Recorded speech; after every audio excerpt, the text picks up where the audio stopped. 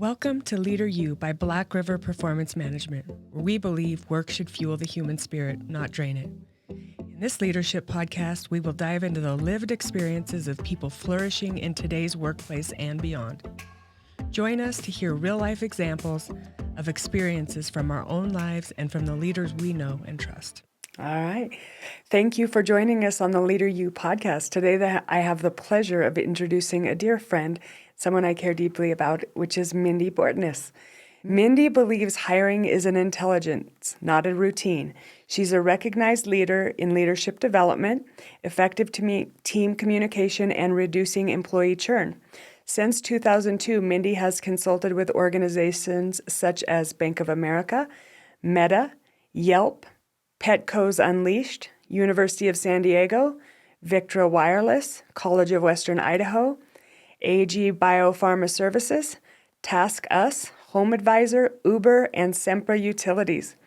Results clients have achieved include 50% internal team promoted with a 2-year, 22-person leadership cohort, a national retailer reducing churn by 33%, and the rebuilding of a nonprofit board of directors from 2 to 8 directors in 48 hours.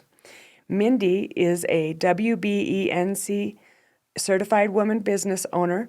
In 2023, she received her Master Axiology certification, the science of understanding your value judgments. Mindy has taught DISC behavioral styles to 15,000 plus professionals and students. She's certified in 7 sciences for professional leadership development through TTI Success Insights, the leader in validated assessments worldwide. She's been faculty for the Complete Leader Academy since 2017, and she's the past president of the National Association of Women Business Owners, NAWBO, California Education Fund, past president of NAWBO California and NAWBO San Diego, and was a top 10 finalist for the WBO of the Year of NAWBO in 2019. She was elected for the WBEC West Toyota Mentorship Program, WBENC IBM, We Thrive, and NAWBO Pathways for Board of Director Readiness. Mindy and her husband, Brian, are also successful business owners, have 3 grown children, Bryce, Haley, and Maddie. They live in Escondido, California, and they have 2 dogs, Ken Griffey and David. Her mission of dogs is being in their right homes, has her on the Southern California highways, serving as a transport between shelters and fosters. Thank you for being a guest on the Leader U podcast today, Mindy. I'm really excited to dive into a conversation with you about hiring intelligence. Thank you, Angie. I always love to see you. So thank you for having me as your guest. I appreciate it. Yeah, that was a mouthful of quite a CV there you have, or a bio of the things that you've done and the experience that you have. And I just wanted to share with our listeners a little bit about how I came to know you and why I wanted to have you on the podcast. So I met you in 2017 when you were a leader for the Complete Leader program, and I was College of Western Idaho employee at that time. And through that practice and using the tools, the TTI tools, it really was a life-changing moment for me, where I was kind of in a transitional period and I wasn't really seeing all my blind spots, as many of us don't, including my strengths and my weaknesses. The TTI tools were able to help me to see so many things that I couldn't put a language to. And then also having you coach me a few times, having Ron, and then also, just the facilitators helping me to see my strengths as it relates to my career and the job that I was in. At the time, I was a clinical coordinator, and I was having a little bit of rub with all the data and the pieces of my job that I didn't really love, and I didn't quite know why. And after going through this process, I started to learn more about myself and why some things were more uncomfortable to me and why some things really came easy to me. And it changed my life enough that I was like, I want to learn more about this. And emotional intelligence was the first science that I thought, I need to know more about this because this is an area that I want to improve. And But since then, I've been a student, a learner, and learning from you, learning from Ron, learning from anyone, getting my master's in this area, like just continuing to learn and grow. But what I see you as is someone who has many more years experience, and also you've really specialized in the niche of helping people hire better and get better outcomes. And hiring intelligence is your trademark term. Is that correct? That's correct. Yep. So can you tell us more about what do you mean by hiring intelligence and how did you get down this path? Yeah. Well, thank you. And it was wonderful meeting you back when we did our complete leader program with you and watching all the bells go off and with everyone. That's the honor of being a facilitator in any of those situations. My love for hiring intelligence goes back to my time in corporate America. I credit the San Diego Union Tribune for a lot of my mission in life. My mission in life is for organizations to have the right people in the right roles and dogs to have the right homes. So the people side really sort of the foundation of that did come from the Union Tribune because they were so good at growing us and investing in their people and leadership development and in personal assessment. And so I was exposed to my first assessments there, my first disc for communication style. And at the time, I was the leader of very disparate, like 14 disparate job descriptions, if you will. I was head of marketing, so it had research analysts, it had copywriters, it had artists, it had some sales, it had sales presentations. So very different humans would be attracted to those different roles. And I realized through the assessment that I was a really good leader for some and really quite horrific for others, just by the way I showed up. And so it was not unlike you, that was my eye-opening of like, how do I show up? People don't teach us that, right? We don't get that kind of training. So that it became a real love in my life of like helping people bring that pragmatic diagnostic to give them language for their gifts and their areas of development. And especially wanting to, having very much a pragmatic approach to life myself, not understanding why people would be in a role that they didn't like. Like I never understood that. Why would you stay in that pain if it's not something that you enjoy? And so those threads of knowing who you are and what gifts you have and knowing that you can spend time and energy in days using those gifts versus not became really the cornerstone of the work that I get to do for the last couple of decades. So that's sort of the beginning of it. And so can you tell our listeners, like who might not have any idea about what hiring intelligence is, what does that look like? What do people come to you for? How do you use the tools? We'll get a little deeper, but like overall, what are we talking about here? And why would somebody do it? Yeah. So I kind of want to start with, that why. Like, so what's happening if we're not hiring intelligently? I think we've all likely either hired a bad fit or we might have been the bad fit. And think about the tangible and intangible costs of that, right? Of a bad hire or a wrong hire. Great human, great job, just not the right fit, right? And so that premise is sort of comes up because you're also, how do you get to be a bad fit? Well, if you think about the time frame from a candidate, they're looking for the best available job at some sort of preconceived time frame that they have. So they're going to look at A, B, and C, and C is the best of the three that are available right then. The company, right, the hiring manager is also doing that same dance, right, choosing the best of the candidates that are in front of them. And sometimes that best available is really certainly. You should add more breathing room would be what I would say. So, because best available may not be a really good thing in 6 months from now.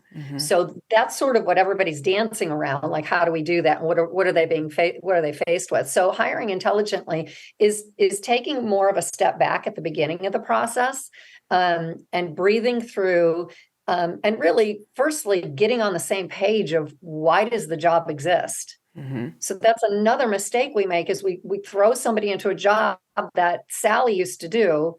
And this job has changed so many iterations since Sally did it, but that's what we're hiring. And so guess what? The person says, that's not the job I thought it was. And if you and I are both leading this person, you may have some expectation and I may have other expectation.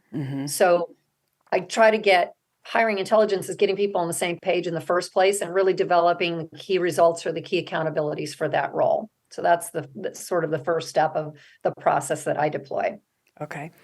So can you give an example of what that would look like? Just say you're working with an organization and there's a bunch of candidates, or the benchmarking process. Maybe we could talk a little bit about that, what that looks like.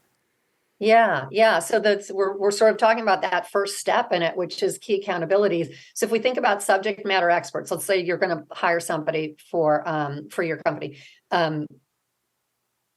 Who's the leader of that job? So that's the most important one. Who's the visionary for the job? That person, and it could just be one person, but usually organizations are a little bit larger, so they might have 2 or 3 or 4 other people in it. Well, who would that be? You might put 1 or 2 people who are in that role who you consider a superstar. The reason we don't benchmark the bench is because the bench is only as good as the bench. And so we're trying to benchmark higher. We're trying to aim for something. We're trying to grow and level up the entire group by creating sort of that perfect vision of that role. We won't find that perfect robot, but we can get close, and then we can use development plans to help them grow to it. So that's really the first step, those subject matter experts for who really knows the job inside and out. We get them together in the same conversation, and we create these 3 to 5 key accountabilities for the job. And then the trick there is also rank ordering, because everybody's got their passion. And that process alone, that first step in this process, sucks that human bias out of the role. So we're not hiring a mini me, or we're hiring another Sally or Sam, whatever it might have been, that ends up not being the right fit in the future. So that's sort of the beginning of that process. And it's a fun process. Yeah, and it's fun to get people on the same page. And I think that process in itself is a huge step that people can take to really start to identify and recraft their job descriptions. Oftentimes we see job descriptions that we say look like a Sears and Roebuck wish list, where you've just taken a marker and circled everything you want a human to be, but there's really no unicorn that does all of those things. Right? Yeah. Well, and what I love about what you're saying is that by having it ranked, we start to be able to pull apart what is the most important part of this job? What are you going to kick them off the island for, right? If they don't do it, and what are you going to give them raises for and move them up the career ladder if they do it? So it starts to pull apart that concept of like throwing everything on the page and saying that unicorn has to exist. They don't. So it's a great process that sometimes ends up saying, we've really got 2 roles here. So let's divide and find the 2 best humans for those roles. Let's talk about biases. We all have biases, and I don't think some people are aware that we have biases. And my favorite bias is the I'm not biased bias. Teach me about that one. The I'm not biased bias means you think you're not biased, but realistically, we tend to gravitate towards people like ourselves. You said mini-me. And I've seen this over and over and over again. People really tend to like other behavioral styles like their own. Yeah. Right? And people that it would be easy to get along with, even though that person might not have the character skills or the job skills or the natural tendencies that would be a good fit for that role. So what kind of things do you see? Background. That's okay. What kind of stuff do you see? What are some of the challenges you see with biases? Yeah, I think exactly what you're talking about is we do like to be with people who are like us because it's just easier to connect and Mhm. communicate. There's a sort of shortcuts, right? So the work that we get to do in the big picture, not only for the hiring side, but the development side, is to help people appreciate and honor styles that are different from them.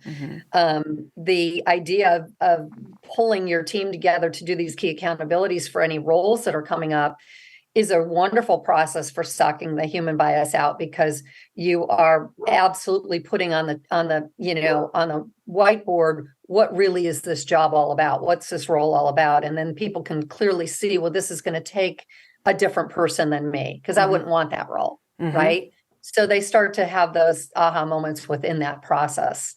Yeah. So how does doing this, benchmarking a job and having people take an assessment, how do the people use those tools? Yeah, and this sort of continues the thread on the bias. The second step after the key accountabilities, where you've got those subject matter experts together and they're giving their rank order independently of one another so that somebody can't influence somebody else. And then it's a simple mathematics of dividing and averaging, right? So that's how we get the rank order and the agreement in the room. And it's how we minimize the human bias that I'm going to agree with everything Angie says. So those things sort of slip away. And then people do this online benchmark, right? So it might take them 30 minutes, 35, 40 minutes. And they're only thinking about those key accountabilities. So again, we're guiding them to say, don't think about how that last person did it, who you loved or you didn't like in the role. Think about the product you just created. And specifically think about the top 2 or 3 things in that product, those key accountabilities. So people take the assessment independently as well. So again, they can't be influenced by maybe somebody with a higher title in the room. And then behind the scenes, the third step is aggregating all their answers. So let's say you had 4 or 5 people in this process, we would actually combine their answers to create what you and I are calling this job benchmark. So call it a benchmark, a profile, a blueprint, whatever you want to call it. But it's really sort of, this is the spirit of this job. This is the engine that's going to help it succeed and be the best. And then you pull those people back together and show them what that created. And you show them, there's going to be outliers of, you thought that, planning and organizing was a really high competency. And I thought that resiliency was a higher competency, but together, did that bubble up to the top? Did those bubble up, or did one fall out? And if we've done our job right, those are minimal. Like there's some outliers for sure, because we do have that human bias. So we're going to pull in our thoughts. But the beauty of the process is the combination of all those great brains. And that's what helps us all get on the same page of like, yes, that's who we're looking for. Yeah. And then we compare it to the candidates. So that's sort of the next step. And so do you tend to have people take this assessment in stages of the interview, or some organizations you might test have everyone take it, or how do you do that? Yeah, all of the above. All of the above. The benchmarking process is a less than 2.5 hour process. Everything you and I have talked about so far. That next step is like, okay, now we've got the benchmark. And by the way, it includes hiring questions, interviewing questions. So it's really a hiring manager's best friend, because it is a blueprint for them. And we really don't advocate for it to be at the front end of the hiring process, because it shouldn't really be the only factor. We always say it's like this 1/3, like if 2/3 of what your clients are usually doing, which is this, what I would call an outside in view, they're doing the reference, the resume, their human bias. Do I like them? Do I get them? I think they could have lunch with us? Do I think they can do the work? What's their salary range? All of that I call outside in. And what I feel I provide is that inside out 1/3. So that's new for a lot of companies. So to your question, where do you put that? It can be put in any stage of the hiring process. I always say it's just a matter of sort of, highest and best use of your time and budget. Our profiles can help you weed through quite a lot of time that you might be spending where companies have, oh, we do a panel interview and we do, first we start in an email and then we do a phone screen and then we do a panel interview and then they come into, there's a lot of hours invested. So you've got to look at, well, like that's a lot of time and energy from your team, all good. But if you inserted this a little bit earlier, might you be able to weed through some of the people that you've spent, 7-8 hours with? How do we suck back and get back that time by using the profile? Oh, wow, that's incredible. I think many people that might be listening have maybe never heard of using assessments for hiring, or maybe some that I know have and that we've worked with know about it, but that doesn't mean that everybody's started to use these tools, right? So I have seen other organizations use tools for hiring, and then they kind of pigeonhole somebody into a different role. And this is something that we try to avoid. And that's something you try to avoid as well, right? Like if you take this assessment, this is the only kind of job you can do. Right. Well, and it depends on which science you're measuring too. A lot of people feel that sort of the behavioral style is the most relevant. I think that's honestly the least relevant. I think you could do a lot of different jobs that are just a little bit more of a stretch for you behaviorally. But if the driver of the job is a fit for you, that's beauty. If you get an easy A and the competencies that the job is asking for day in and day out, you're going to be happy. So those two sciences, I would, and I have sort of advocated that those are the two more prevalent sciences that you do want to match in. So you could certainly do other jobs. You just want those also to have the soft skills or competencies and the drivers that are innate in you, because those are your gifts. Those are your great talents. And I find that the misfits are when the job is rewarding you for something you don't care about. So you don't feel fulfilled. Or, the job is asking for what I call my summer school C. I took statistics in summer school and I was grateful to get a C in it, right? If I'm in a job that's asking me to do, those kind of soft skills that are asked of me Monday through Friday, I'm exhausted by the end of the week.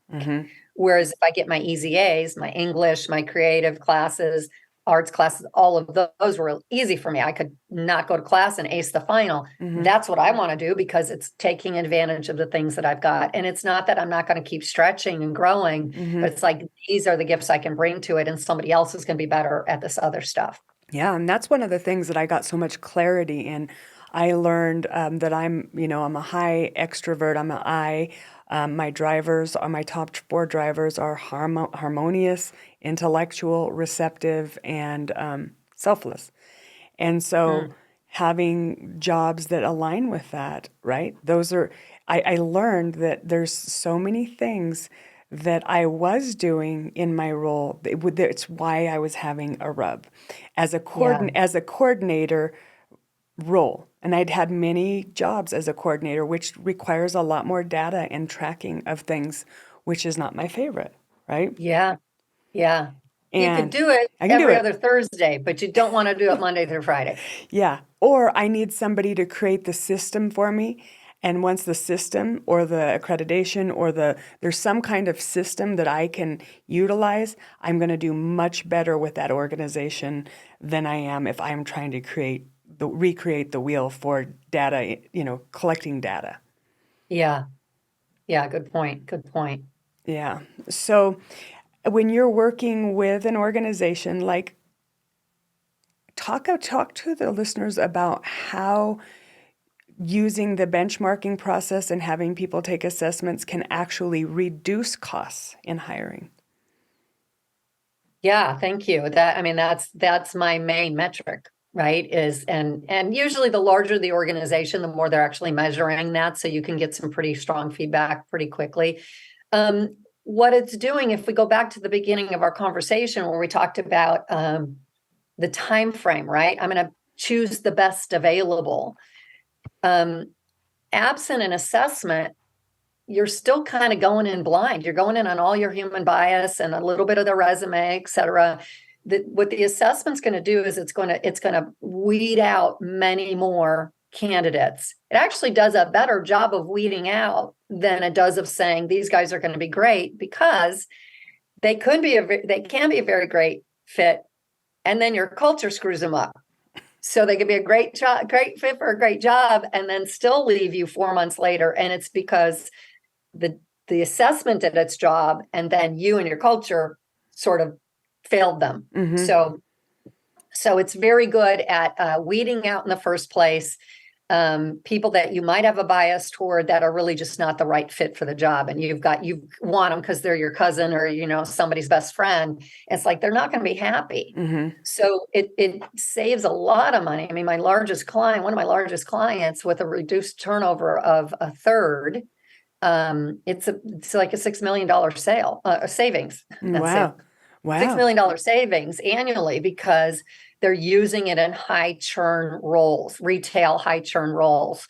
And so it's huge. And then even on a smaller scale, a veterinary hospital that I worked with for a long time had the reduced turnover by half of what the industry average is.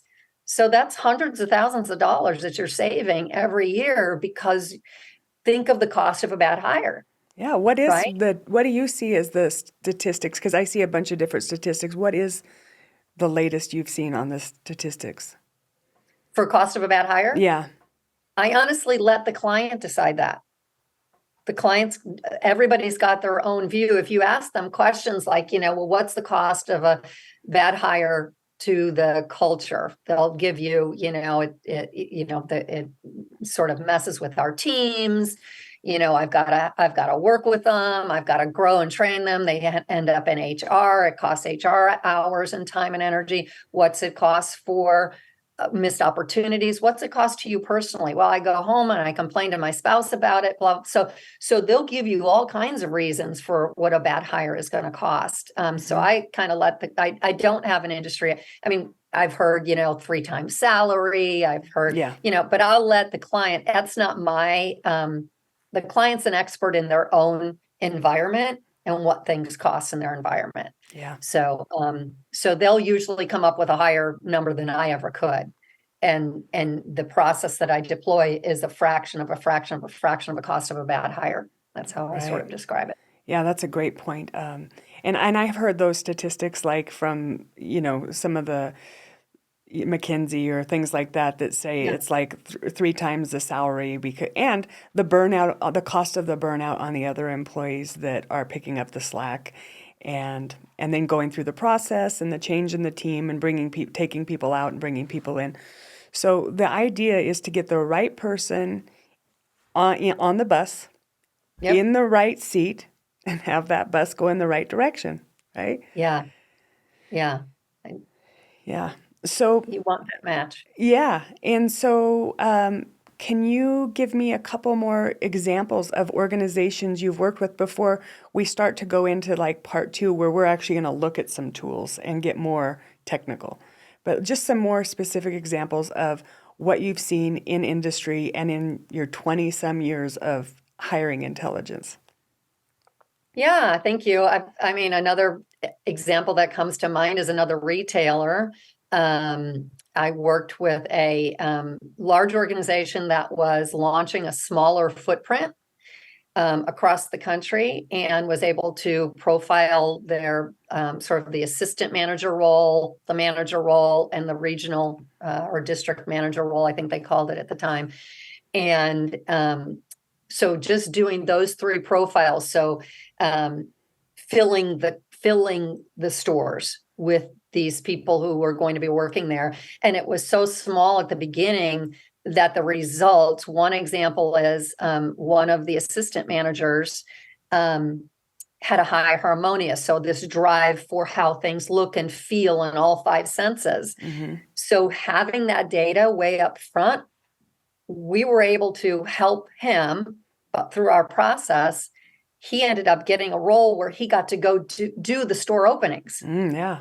which he loved. He loved, setting up the store, how it looked, what the party looked like, all of that. So right away we were impacting people's lives and giving them higher engagement than if they didn't have this data. Another example was a store manager who really didn't want to be a store manager. She loved the training, and her profile showed that she was a high influencer and wanted to have a lot of contact with other people versus the data, to your point, and doing all of the numbers and the data and the sales processes behind the scenes.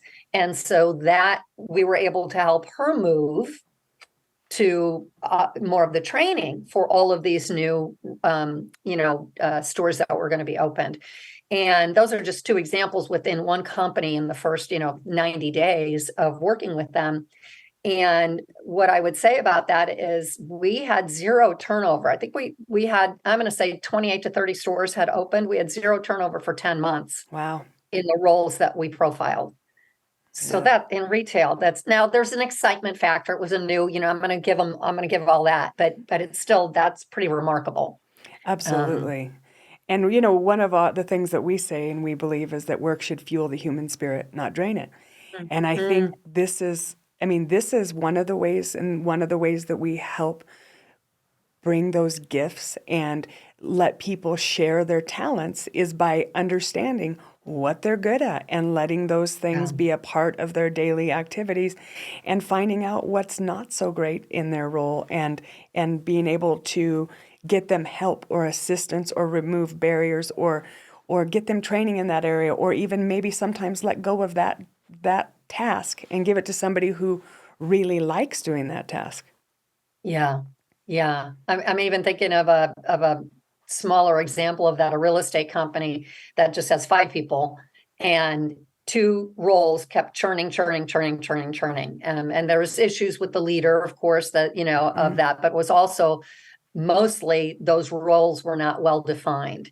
And so because they wanted them to be all things to all people, right? And so by sort of separating and deciding what are these 2 different roles and having more clarity about that and profiling them and then hiring against those roles and finding the better candidates, we were able to shore that up so that it's just got a more solid, longer term engagement and solid, they're not leaving. That team of 5 is sticky, right? So it works no matter what. It's whether you've just got a one-off that you're trying to hire for, or you've got a lot of humans in the same role and it's got a lot of churn. This process will save you time, money, and help you sleep better. Yeah, absolutely. So talk to us about executive roles, because we've talked about like sales, entry, leader, managers. We've used it quite a bit with executive director positions and CEO positions. Do you want to just walk everybody? It's the same process, but what is your experience with it? Yeah, quite a bit. Helping to really, it's fun to do those with more startups too, high growth startups, because that role hasn't been filled yet. So using this process, this 3-step process to profile and hire intelligently helps you bring in that right candidate for that role. The title doesn't really matter to me. It's you want to make sure that you've got the right human in the right role regardless.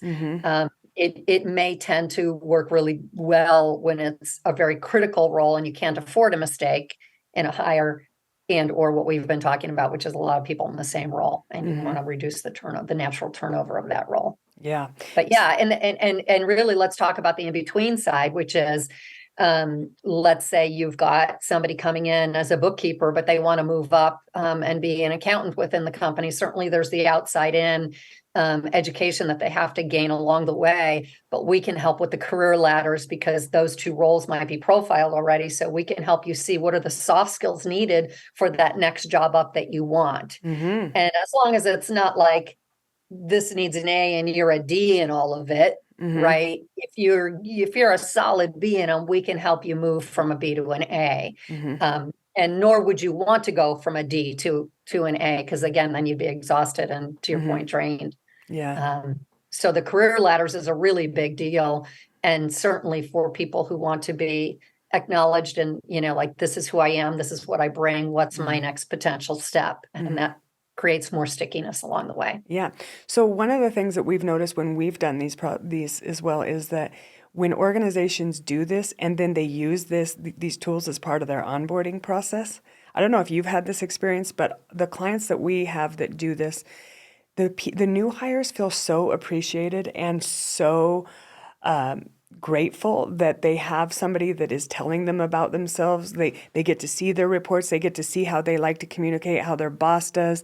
They're set up for like with a manual and some like we use a comparison report too for the leader and their direct reports. And it seems as if people just really feel valued, appreciated, and it's experiences they've never had in any other place that they've worked. Yeah, I love that. Yes. And I like to do my onboarding with the tools at about the 60-day mark. So that's just where I have found it to be a sweet spot. It could be a little earlier, a little later, because at that point, the manager knows the person knows their job and the manager. And so the context of the conversation, and it's sort of a triad debriefing with me and the manager and that person.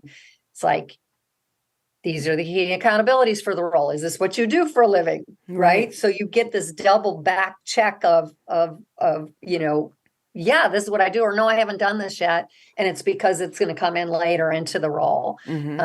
And then you also get the manager, to your point, to be able to praise them and I've seen this, I've seen you do this. You're great personal accountability on the job, great resiliency on the job. And then everybody feels great about that. And that adds to the stickiness as well. And it's also, when do you usually do it? Do you do it right away or do you wait a little bit? It depends on the organization and if somebody's certified in the organization that might be doing it. But oftentimes, the comparison report comes right at the beginning, but diving deeper into the report would be later. But the comparison, this is how your boss likes to be communicated with. It has open conversations about ways to communicate, ways not to, keys to motivating, things you might want to know about managing me, all of these things, so that it also helps build trust, I found, when they start to have the report actually tells them how to discuss these things, and then it just opens deeper conversations and less transactional conversations, more about, hey, you might want to know this,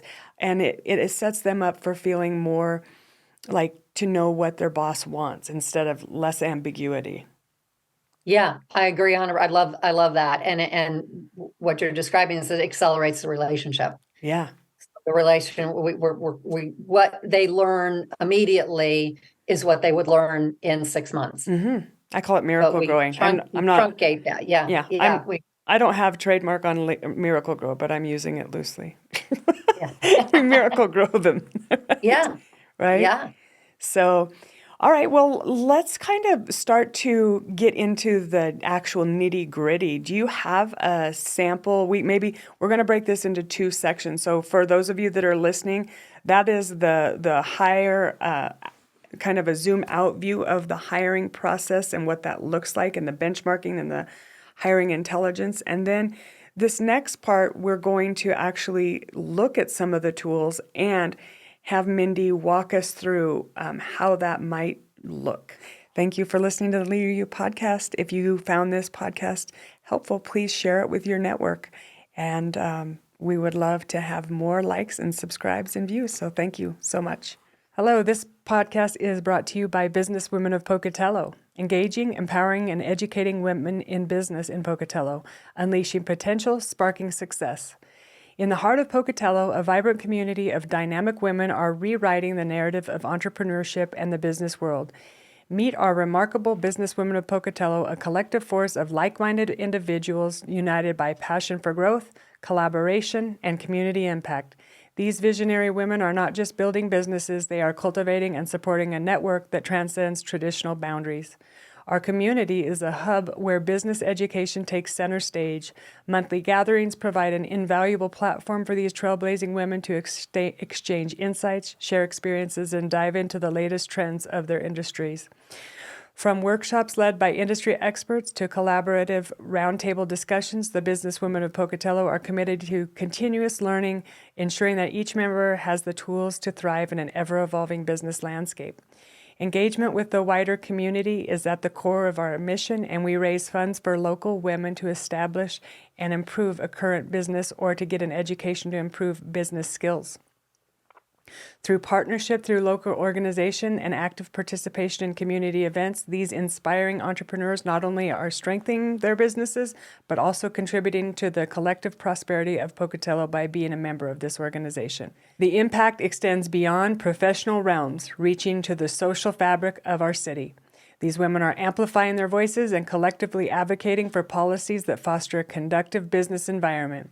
As members of the Chamber of Commerce, we have found that they serve as a powerful ally, providing resources, connections, and a unified platform for the businesswomen of Pocatello to elevate their ventures. Beyond the balance sheets, our community is driven by a higher purpose.